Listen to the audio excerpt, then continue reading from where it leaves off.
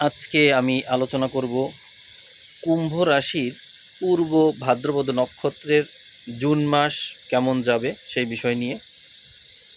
June মাসে আপনাদের এই রাশির অধিপতি শনি মীনের ঘরে থাকবে এবং নক্ষত্র অধিপতি বৃহস্পতি থাকবে হচ্ছে মিথুনে।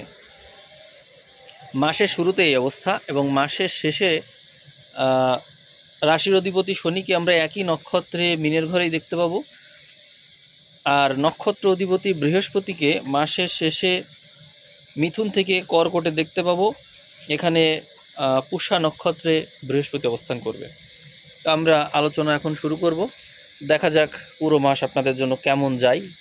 2026 সালের এই জুন মাস তুলনামূলকভাবে অন্যান্য রাশিদের বিষয়ে আমি যেটি বলেছি, অন্যান্য নক্ষত্রে সবগুলো ইতিবাচক বলেছি, আপনাদেরটা ইতিবাচকই হবে। দেখা যাক, আমি বিশ্লেষণ করছি, আপনারা আশা করি শুনবেন। প্রথমে আমরা রাশিতে চলে আসব। রাশিতে আমরা রাহুকে দেখতে পাই, অতএব রাহু ভিত্তিক আলোচনাটা শুরু করতে হচ্ছে। তো রাহু মূলত কি করে? রাহু মূলত ইনস্টিগেট করে, আমাদেরকে প্ররোচিত করে, কোনো কিছু বলার জন্য আমাদেরকে প্ররোচিত করে। তো আমরা আপনাদের যে নক্ষত্র অধিপতি বৃহস্পতি, এই বৃহস্পতিকে দুটো শুভ গ্রহের সাথে দেখতে পাই এবং এ হচ্ছে আপনাদের কর্মঘরে অবস্থান করছে।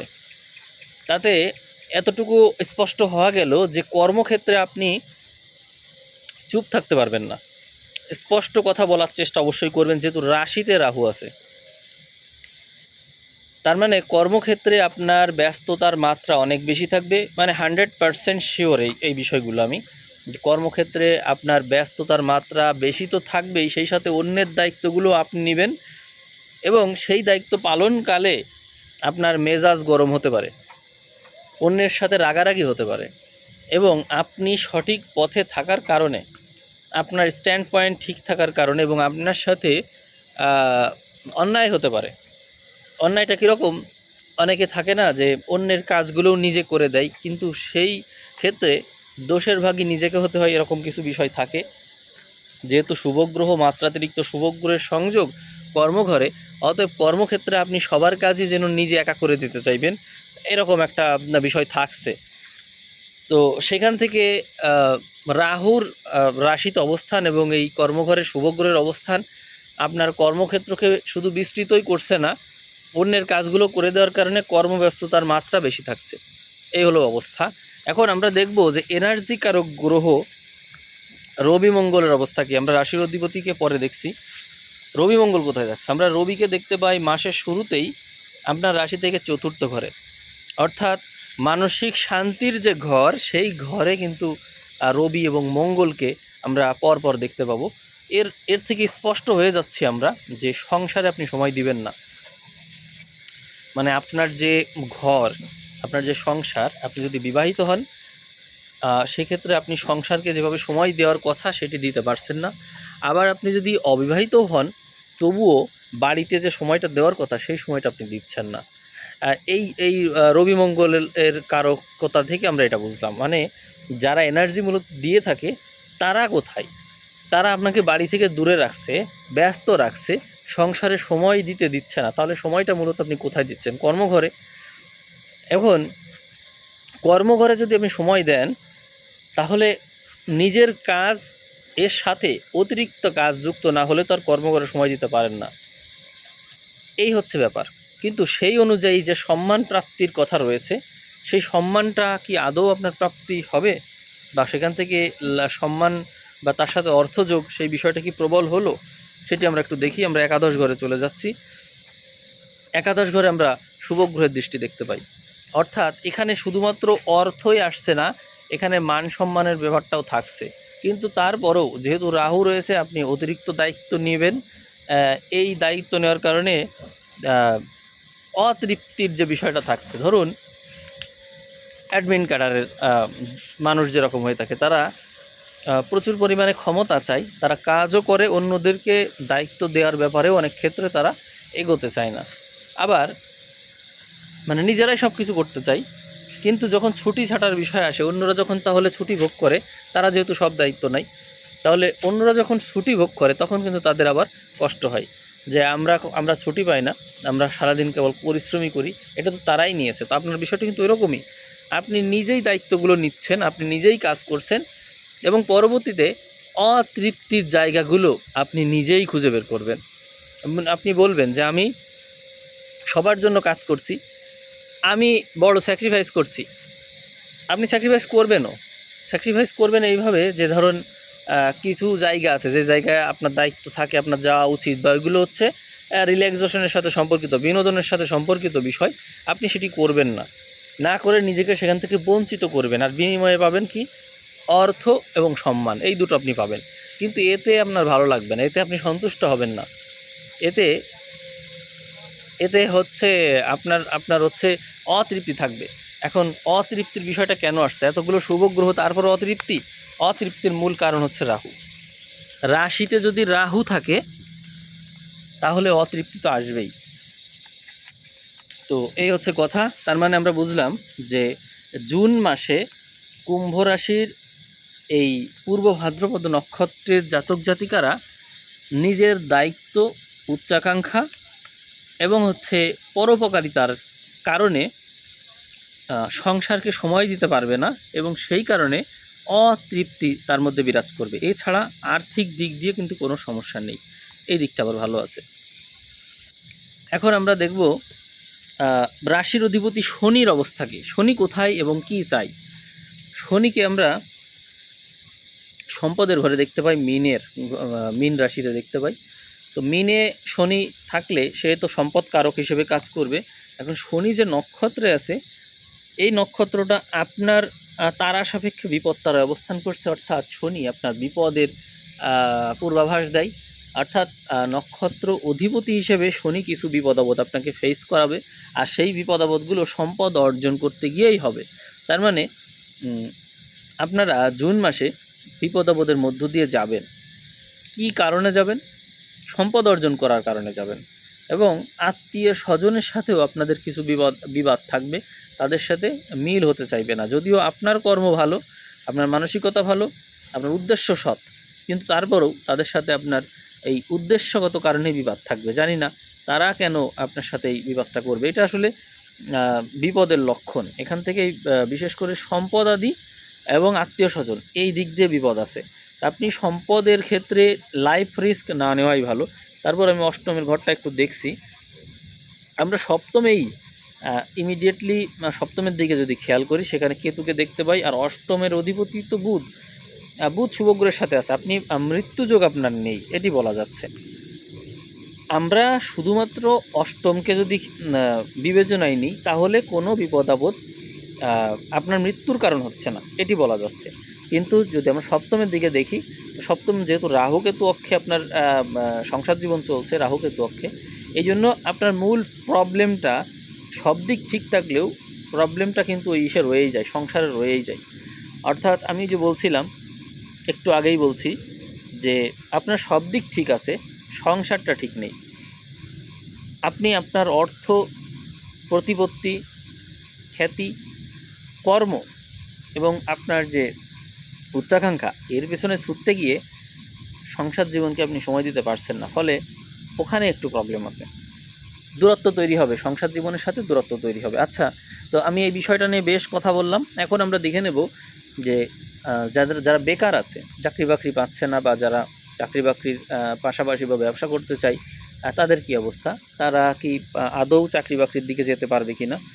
আমরা দেখে নেব এখান থেকে দশম ঘর। তো দশমে শুভ গ্রহ, কর্মঘরের জন্য শুভ গ্রহ, অর্থাৎ কর্মপ্রাপ্তির জন্য আমরা উচ্চ র্যাঙ্কের কর্ম বা কর্মকারক গ্রহ যদি হিসাব করি তাহলে রবি এবং মঙ্গলকে সবচেয়ে বেশি প্রাধান্য দিই। এখানে আমরা এই মাসে রবি এবং মঙ্গলের দৃষ্টি কর্মঘরে পাব এবং দীর্ঘ সময় ধরে পাব। এই জন্য জুন মাস চাকরি বাকরির দিক দিয়ে শ্রেষ্ঠ। এর ব্যতিক্রম হওয়ার কোনো সুযোগই নেই। আপনারা তো খুবই উচ্চাকাঙ্ক্ষী এবং খুবই পরিশ্রমী। জুন মাসটা যদি বেকারত্বের অবসানের কথা বলি, তাহলে জুন মাসটা বেকারত্বের অবসানের জন্য এই বছরের ভিতরে একটা অত্যন্ত শুভ মাস, এই এই প্রথম আপনারা এই প্রথম এরকম একটা মাস পাচ্ছেন। এর আগে কিন্তু মাসগুলো যেরকম ছিল, শুভত্ব ছিল, এই মে মাসে ছিল শুভত্ব, যে মাস আপনারা ইতোমধ্যেই পার করছেন। কিন্তু এর আগে ফেব্রুয়ারি, মার্চ, জানুয়ারি এ সময় কিন্তু এরকম শুভত্ব কোনোভাবেই ছিল না। তার চেয়ে আপনি ১০০ গুণ ভালো বলতে পারেন এই জুন মাসকে। এই বিষয়টা তাহলে আপনার অবশ্যই বিবেচনায় নিয়ে এগোবেন। অর্থাৎ চাকরি-বাকরি এর জন্য, বেকারদের জন্য লাইফ চেঞ্জিং একটা মাস এই জুন মাস। এইবার যদি ব্যবসার ক্ষেত্রটা একটু দেখি তাহলে কি অবস্থায় আছে। ব্যবসার ক্ষেত্রে আমরা সেম কথা বলবো যে যারা ব্যবসা করতে চাই তারা এই মাসে যথেষ্ট লাভবান হবে। তবে যদি আপনারা জমি জমা বিক্রি করতে চান সেই ক্ষেত্রে আপনাদের সুযোগটা বেশি থাকছে, বা জমি সংক্রান্ত বিষয় নিয়ে যদি কাজ করেন, বা হচ্ছে বাড়ি কেনা বেচা করা বা ওই সংক্রান্ত বিষয় নিয়ে কাজ করা, যারা হচ্ছে যারা হচ্ছে এই মানে হচ্ছে কন্ট্রাক্ট নিয়ে কাজ করে, জমি জমা নিয়ে কাজ করে, বা বিল্ডিং নিয়ে কাজ করে, এই সমস্ত বিষয়গুলো বেশি ডেভেলপড এই সময়। আপনারা এই সংক্রান্ত বিষয় নিয়ে কাজ করতে পারেন। যদি আপনাদের থাকে তাহলে আপনারা দেখবেন এই জুন মাসে আপনাদের এই বিষয়টা অনেক বেশি ডেভেলপ করবে। কুম্ভ রাশির পূর্ব ভাদ্রপদ নক্ষত্রের জাতক জাতিকাদেরকে রাশি এবং নক্ষত্র এই দুটো বিষয় বিবেচনায় একসাথে যদি আমি বলি তাহলে এই মাসকে আমরা শুভ মাসই বলবো।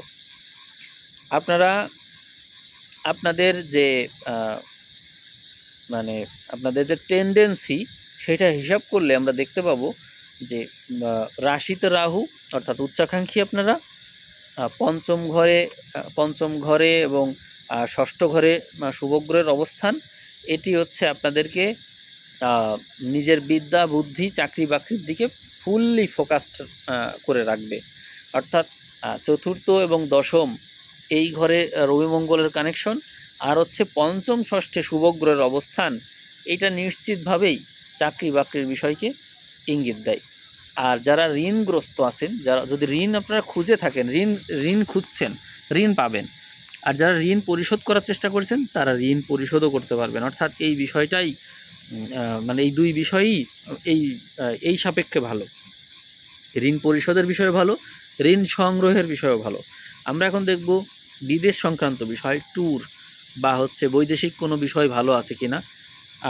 দ্বাদশ ঘরে শুভগ্রহের দৃষ্টির কারণে এই বিষয়টা বৃদ্ধি পায়, শুভত্ব বৃদ্ধি পায়। অর্থাৎ যদি আপনারা বৈদেশিক সংক্রান্ত বিষয় নিয়ে কাজ করতে চান, সেদিকে এগোতে চান, সেফলি দেশের বাইরে থেকে ঘুরে আসতে চান, বা কোনো ধর্মীয় কোনো নিদর্শন যেতে চান, বা সেই সংক্রান্ত কোনো জ্ঞান অর্জন করতে চান, মন্দির তীর্থ বা কোনো ধর্মীয় আচার অনুষ্ঠান, এর সাথে আপনাদের সংশ্লিষ্ট জুন মাস অবশ্যই থাকছে এবং এখান থেকে আপনারা সন্তুষ্টই হবেন। আমরা পূর্ব ভাদ্রপদ নক্ষত্রের এক বিশেষ সুবিধার কথা বলবো, সেটি হচ্ছে জুন মাসে বৃহস্পতি, যে হচ্ছে আপনাদের নক্ষত্র অধিপতি, এই গ্রহটা মাসের প্রথম সপ্তাহ পরপরই অর্থাৎ 5 দিন গেলেই দেখবেন, 5 দিন গেলেই এই বৃহস্পতিকে আপনারা কর্কটে তুঙ্গস্থ হয়ে পেয়ে যাচ্ছেন নিজ নক্ষত্রে, যা অত্যন্ত শুভ। তবে ঘটনা হলো এ ষষ্ঠ স্থানে আছে রাশিয়া সাপেক্ষে, এই জন্য আপনারা স্ট্রাগল করে ভালো করবেন। অর্থাৎ সামান্য, বেশি না, অত বেশি লাগবে না, স্ট্রাগল সামান্য করলেই দেখবেন যে ভালো ফল পাচ্ছেন, রিটার্নটা বেশি আসছে। এবং যেহেতু তুঙ্গস্থ আছে, আপনারা যে সিচুয়েশনেই থাকুন, যে পরিস্থিতিতেই থাকুন, যত কঠিন কিছুই আপনাদের সাথে হোক না কেন, আলটিমেটলি জয় আপনারই হবে। এই কথাটা আপনারা মানে গ্যারান্টি হিসেবে নিতে পারেন, যেটা হবেই, চ্যালেঞ্জ করে বলা যায়। কারণ হচ্ছে নক্ষত্র অধিপতি যখন ষষ্ঠ ঘরে থাকে তখন তার চ্যালেঞ্জ এনে দেয়, লাইফকে চ্যালেঞ্জিং করে দেয়। এবং যেহেতু রাশিতে রাহু আছে, অতএব আপনাকে অবশ্যই চ্যালেঞ্জ ছুড়ে দেওয়া হবে। যে কোনো বিষয়ে আপনি চ্যালেঞ্জের সম্মুখীন হতে পারেন, যে কী করব, মাথায় টেনশন থাকবে, কিন্তু জয় আপনারই হবে। হাল ছাড়বেন না, নিজের পথ থেকে সরে যাবেন না। তবে আপনার যে রাশিতে রাহু আপনাকে বিভ্রান্ত করতে পারে, অসুস্থতা নিয়ে আসতে পারে, টেনশনে ফেলতে পারে, কিন্তু আপনাকে মাথা ঠান্ডা করে দরকার হলে মেডিটেশন করুন, বা কারো পরামর্শ নিন, বা অনলাইন গুগল, চ্যাটজিপিটি, অনেক কিছু আছে, আপনি তার হেল্প নিন। কিন্তু পিছানো যাবে না, পিছাবেন না, পিছালেও এক পা পিছানো, সিংহ যেরকম এক পা পিছাই, এরকম এক পা পিছানো, কিন্তু আপনি আপনার লক্ষ্য থেকে কোনোভাবেই সরবেন না। দেখবেন জয় আপনারই হবে। কারণ বৃহস্পতি এই সময়ের সবচেয়ে শক্তিশালী গ্রহ হিসেবে অবস্থান করছে, যা আপনাকেই নির্দেশ করে। তাহলে আপনি কেন ভয় পাবেন? আপনার তো ভয় পাওয়ার কোনো কারণই নেই। আর মনে রাখবেন যে এই সময়ে ব্যবসা বাণিজ্যের ক্ষেত্রে যদি আপনারা জল সংক্রান্ত যে কোনো বিষয়ের সাথে থাকেন, বিনোদন সংক্রান্ত যে কোনো বিষয়ের সাথে থাকেন, অবশ্যই আপনারা এখান থেকে অধিক প্রফিট করতে পারবেন। আর যারা মানে সংসারী আছেন, সংসার জীবনে আছেন, করেন, গৃহস্থালির টুকিটাকি কাজ করেন, তাদেরকে বলবো যে আপনারা একটু সংসার জীবনে ঝগড়াঝাটির সম্মুখীন হতে পারেন, রাগারাগি হতে পারে, একের সাথে অন্যের বিবাদ হতে পারে। অতিরিক্ত দায়িত্ব নেওয়ার কারণে এগুলো হবে, বা হচ্ছে ক্ষেত্রবিশেষ নিজের বেশি স্যাক্রিফাইস করা এবং সেটার মূল্য আরেকজনের কাছ থেকে না পাওয়ার কারণেও প্রবলেম হতে পারে। মানুষের সাথে মানুষের দ্বন্দ্ব বাঁধতে পারে, অর্থাৎ সংসারে আপনি কন্ট্রোল হারালেন বা আপনার কন্ট্রোলকে মানা হচ্ছে না, এরকম হতে পারে। এগুলো মনে রাখবেন। কিন্তু আপনাকে অতিরিক্ত পরিশ্রম সংসার জীবনে করতে হবে, এই কথা মনে রাখবেন। অতিরিক্ত পরিশ্রম হবে, বিশ্রাম নেওয়ার সুযোগ পাবেন না, এই বিষয়গুলো কিন্তু দেখায়। আর যাদের একটু বয়স হয়েছে তাদের বলবো যে আপনারা স্বাস্থ্যের ব্যাপারে সতর্ক থাকুন। খাওয়ার ইচ্ছা মাত্রাতিরিক্ত বৃদ্ধি পাবে ক্ষেত্র বিশেষে, কিন্তু বুক সংক্রান্ত বিষয়ে সাবধান, অর্থাৎ মাথা যেন গরম না হয়ে যায়। আর হার্ট সংক্রান্ত বিষয়ে একটু সাবধান থাকবেন। হার্টের যত্নটা বেশি নিতে হবে এই জুন মাসে। এদিকে যারা একটু পড়ালেখা করছে তাদেরকে বলবো যে সায়েন্স সংক্রান্ত বিষয়, টেকনোলজি সংক্রান্ত বিষয়, ম্যাথ, অ্যানালিটিক্যাল বিষয়, এই বিষয়ে এই সময়ের উন্নতির মাত্রা আমরা বেশি দেখি। এবং এই সংক্রান্ত বিষয়ে যারা ডেভেলপ করা থাকবে তারা চাকরি বাকরির ক্ষেত্রে অনেক বেশি এগিয়ে থাকবে। এই হচ্ছে কথা। তো ভিডিওর লেন্থ 15 মিনিট ক্রস করেছে, আমি আর বেশি দীর্ঘায়িত করছি না। আপনাদের ভিডিওর ভিউ যদি 5000 হয়ে যায়, আপনারা আবারও ভিডিও পাবেন। তো আমি সেই প্রত্যাশায় আজকের ভিডিও এখানে শেষ করলাম। সবাইকে অসংখ্য ধন্যবাদ। সবাই ভালো থাকবেন।